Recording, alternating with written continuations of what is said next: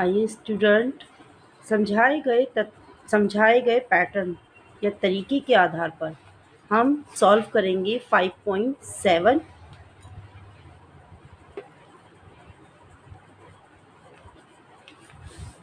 5.7 का सी।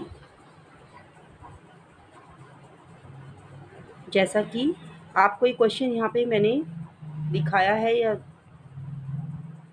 शो किया जा रहा है, ये क्वेश्चन इसको हम सॉल्व करेंगे। और सॉल्व करने का सबसे पहला और बड़ा तरीका ये है कि हमेशा ब्रैकेट सॉल्व किए जाते हैं। सबसे पहले बार ब्रैकेट हम सॉल्व करेंगे इस क्वेश्चन के अकॉर्डिंग, फिर हम राउंड ब्रैकेट सॉल्व करेंगे। यदि हमें ऑफ दिया है तो हम ऑफ यानी मल्टीप्लाई सॉल्व करेंगे, और अगर हमें डिवाइड दिया है तो उसके तुरंत बाद हम डिवाइड को सॉल्व करेंगे।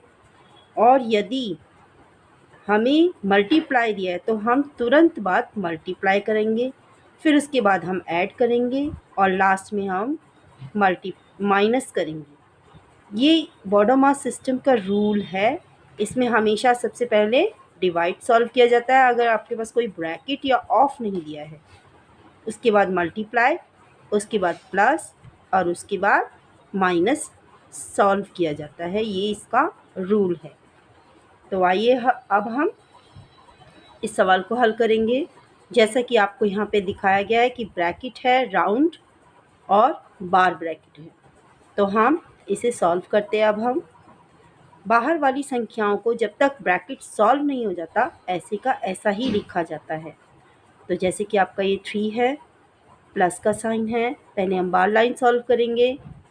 8 की टेबल में 64 8 टाइम्स में आता है और ब्रैकेट लगा के ये हमारा सवाल सॉल्व हो जाएगा और बाहर आ जाएगा हमारा सेम वही नंबर।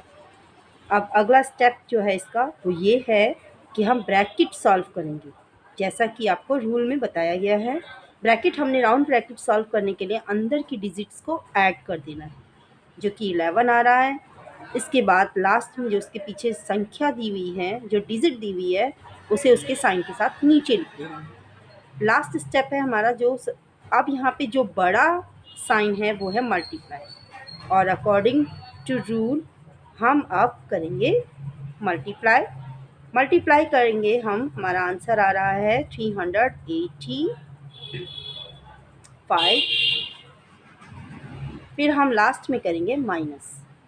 हमने इसे माइनस किया, हमारा आंसर आया 382।